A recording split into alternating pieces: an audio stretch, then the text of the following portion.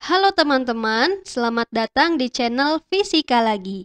Di video ini kita akan membahas bab dinamika gerak partikel bagian yang pertama. Nah, perlu kalian ketahui bahwa bahasan tentang gerak benda dalam fisika itu terbagi menjadi dua bagian. Yang pertama ada kinematika dan juga dinamika. Kalau kinematika itu adalah ilmu yang mempelajari tentang gerak suatu benda tanpa meninjau penyebabnya, ya.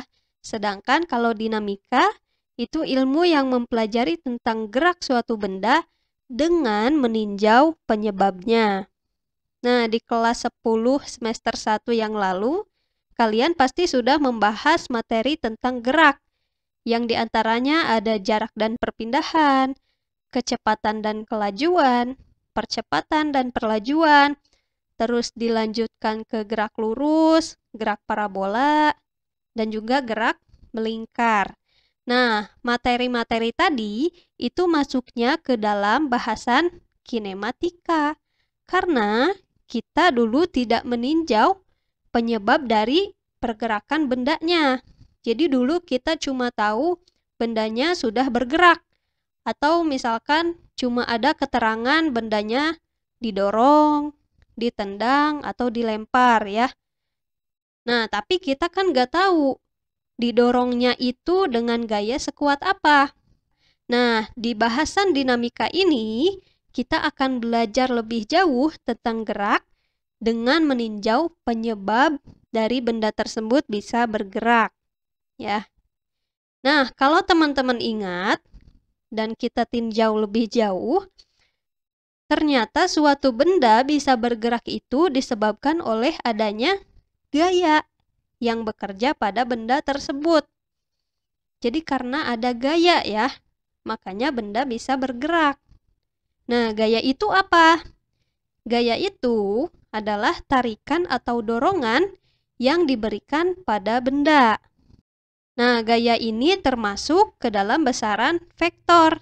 Jadi, besaran vektor itu besaran yang punya nilai dan arah. Makanya, untuk gaya nanti kita harus meninjau kemana arah gaya bekerja. Oke, sekarang kita ingat-ingat dulu jenis-jenis gaya. Ya, secara umum, gaya itu ada gaya kontak atau gaya yang bersentuhan langsung dengan benda, dan juga ada gaya tak kontak, yaitu gaya yang tidak bersentuhan langsung dengan benda.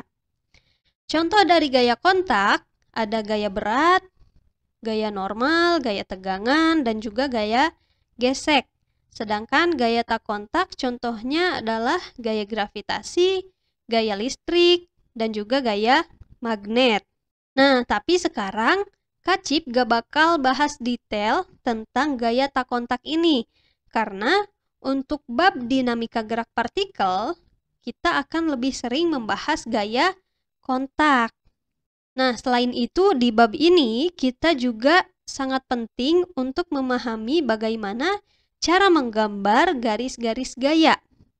Nah, misalkan di sini Kak Cip punya sebuah balok yang diletakkan di atas lantai.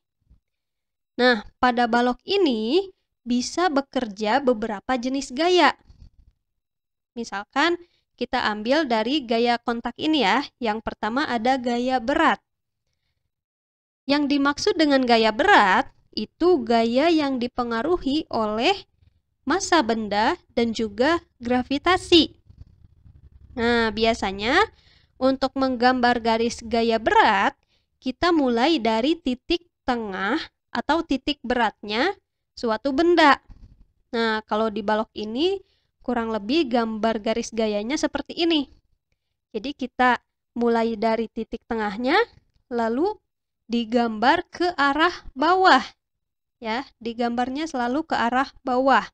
Seperti ini. Dan juga jangan lupa dikasih nama. Ini W atau gaya berat.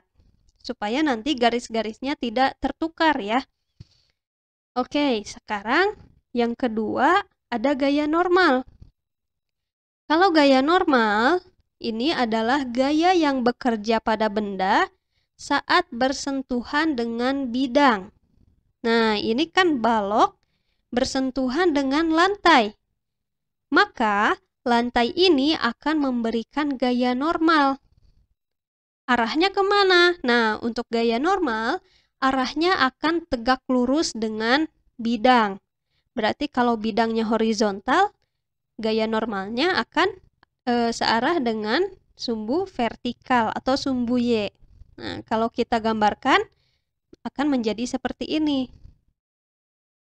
Nah, kalau menggambar garis gaya normal, kita mulainya dari titik persentuhan antara balok sama bidang.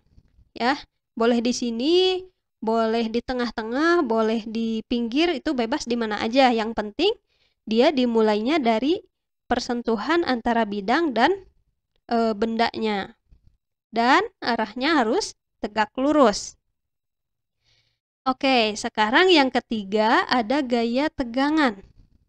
Nah, kalau gaya tegangan ini adalah gaya yang diberikan oleh seutas tali atau sejenisnya pada suatu benda, sehingga tali tersebut mengalami tegangan karena memberikan gaya pada benda. Nah, jadi kalau misalkan di sini Kacip kasih tali buat narik balok ini, terus kita tarik ke arah kanan misalkan, nanti kan talinya bakal menegang ya. Nah, garis gayanya nanti akan seperti ini. Jadi ada dua panah, yang satu mengarah ke kanan, yang satu mengarah ke kiri.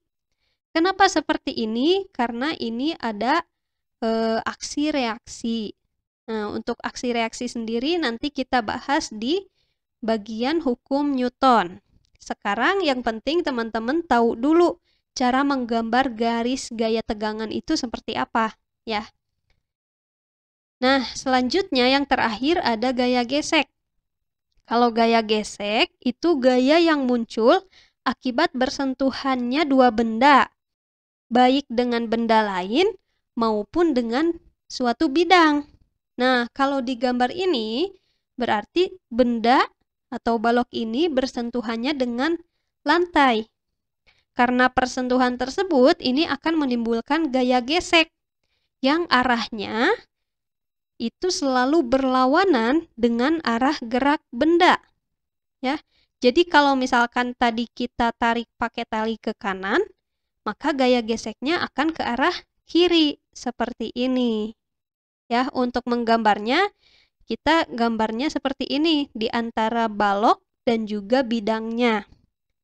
Dan lurus ya, berlawanan dengan arah geraknya. Seperti itu. Kalau misalkan teman-teman belum paham, coba diulang lagi videonya dari awal ya. Nah, mungkin untuk video ini Kak Cip selesaikan sekian dulu, dan untuk bahasan selanjutnya terkait hukum Newton tentang gerak akan Kak Cip bahas di video selanjutnya.